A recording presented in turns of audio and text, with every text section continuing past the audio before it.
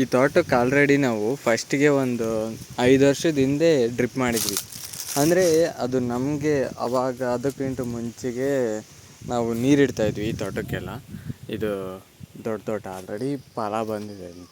ನನಗೆ ಗೊತ್ತಾಗ್ಲಿಂದಾಗಿಂದನೂ ಆಲ್ರೆಡಿ ಅಡಿಕೆ ಕೊಯ್ತಾ ಇದ್ದಾರೆ. ಫಸ್ಟಿಗೆ ನೀರಿಡ್ತಾಯಿದ್ವಿ. ಬರ್ತಾ ಬರ್ತಾ ನೀರು ಎಲ್ಲದಕ್ಕೂ ಸಾಕಾಗದೆ ಅವಾಗ ತಾನೇ ಡ್ರಿಪ್ಪು ಅಂತ ಗೊತ್ತಾಗಿ ಫಸ್ಟಿಗೆ ನಾವು ಡ್ರಿಪ್ಪು ಮಾಡಿದ್ವಿ. ಅದೇನೆಂದರೆ ಈ ಪೈಪಲ್ಲಿ ಈ ಪೈಪು ನೋಡ್ತಾ ಇದ್ದೀರಲ್ಲ, ಅಂದರೆ ಇದು ಫಸ್ಟಿಗೆ ನಮಗೆ ಗೊತ್ತಿಲ್ಲ ಯಾವುದೇ ರೀತಿ ಇರುತ್ತೆ ಪೈಪು ಅಂತ. ಇಂಟ್ರೊಡ್ಯೂಸ್ ಆಗಿರೋದು ಅಂದ್ಕೊಳ್ಳಿ. ತಗೊಂಬಂದ್ವಿ. ಅಷ್ಟಾಗಿ ಅಂದರೆ ಕ್ವಾಲಿಟಿ ಕಮ್ಮಿ. ಇದು ನೋಡಿ ಇದು ಹೇಗಿದೆ ಅಂತ. ಇದು ಕ್ವಾಲಿಟಿ ಕಮ್ಮಿ. ಹಾಗೆ ವರ್ಷಗಳ 5 ವರ್ಷ ಮೇಲೆ ಆಗಿಬಿಟ್ಟಿದೆ ಆಲ್ರೆಡಿ ಇದನ್ನು ಹಾಕಿ. ಈಗ ಹೆಂಗೆ ಅಂತಂದರೆ ನೋಡಿ, ಇಲ್ಲೆಲ್ಲ ಜಾಯಿಂಟ್ ಹಾಕಿದ್ದೀನಿ. ಈ ಥರ ತುಂಬ ಈ ಉಡ್ತಿ ಅಳಿಲುಗಳು ಇವೆಲ್ಲ ಕಚ್ಚಿ ತಿಂದು, ಮತ್ತು ಕೋತಿ ಬೇರೆ ಇದ್ದವು. ಅವು ನೀರು ಸಿಗದಿದ್ದಾಗೆಲ್ಲ ಕಡ್ದಾಕಿದ್ದಾವೆ.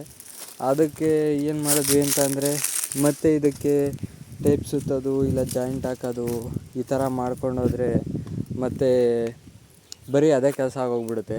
ಅದಕ್ಕೆ ಎಲ್ಲ ಹೊಸ ಪೈಪು ಹಾಕಿದ್ದೀವಿ. ಈಗ ನೋಡಿ ಕಾಣಿಸ್ತಾ ಇದಲ್ವ, ಈ ಪಳ ಪಳ ಹೊಳಿತಾ ಇದೆ ಹೊಸದು. ಇದು ಸ್ವಲ್ಪ ಗಟ್ಟಿ ಇದೆ. ಆಗ ನಮಗೆ ಗೊತ್ತಿರಲಿಲ್ಲ.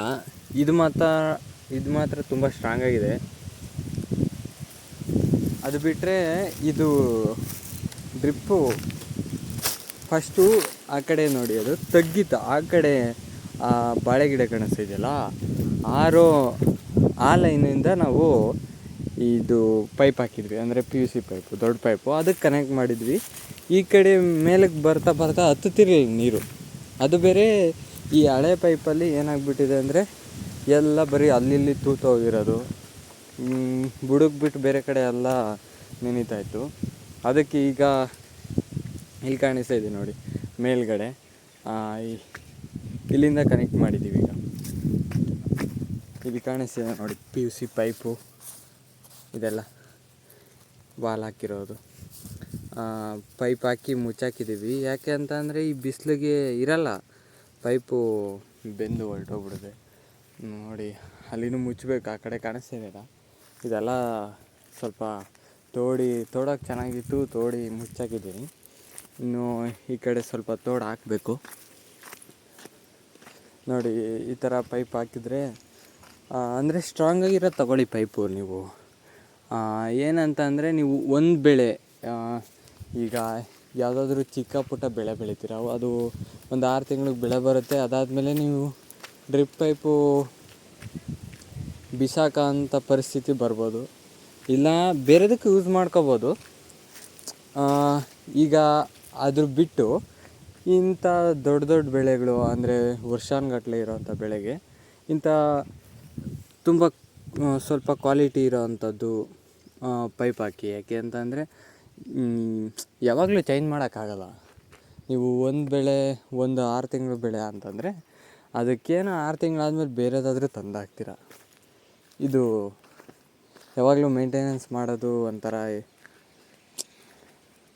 ಹೆಂಗೆ ಅಂತಂದರೆ ಯಾವಾಗಲೂ ನೋಡಬೇಕಾಗುತ್ತೆ.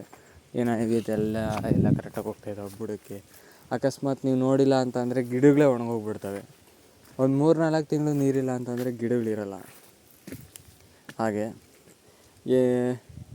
ಹೊಸ ಪೈಪು ತುಂಬ ಗಟ್ಟಿ ಇದೆ. ಹಳೇದು ಆ ಥರ ಆಗೈತೆ ಅಂತ ಹೊಸದಾಗಿದೆ.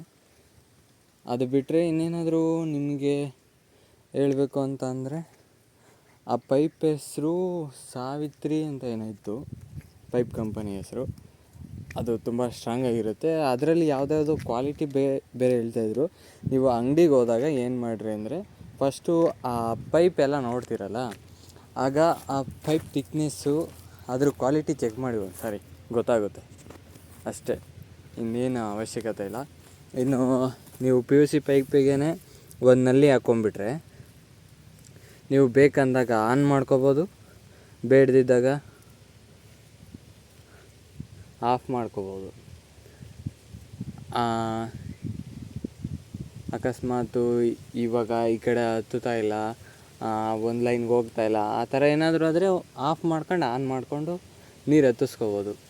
ನಲ್ಲಿ ತುಂಬ ಹೆಲ್ಪ್ ಮಾಡುತ್ತೆ ನಮಗೆ. ಅದು ಬಿಟ್ಟರೆ ನಿಮಗೆ ಇನ್ನೇನು ಹೇಳಬೇಕು,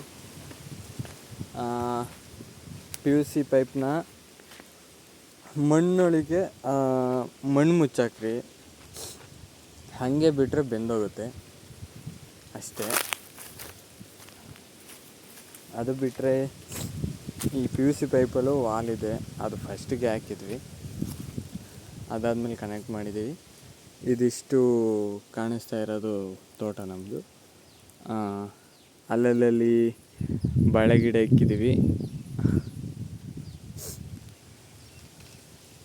ಅಷ್ಟು ಬಿಟ್ಟರೆ ನಿಮಗೆ ಒಳ್ಳೆ ಕ್ವಾಲಿಟಿ ಡ್ರಿಪ್ ಪೈಪ್ ತಂದು ಹಾಕಿ ಚೆನ್ನಾಗಿ ಕ್ವಾಲಿಟಿ ತುಂಬ ದಿನ ಬಾಳಿಕೆ ಬರುತ್ತೆ.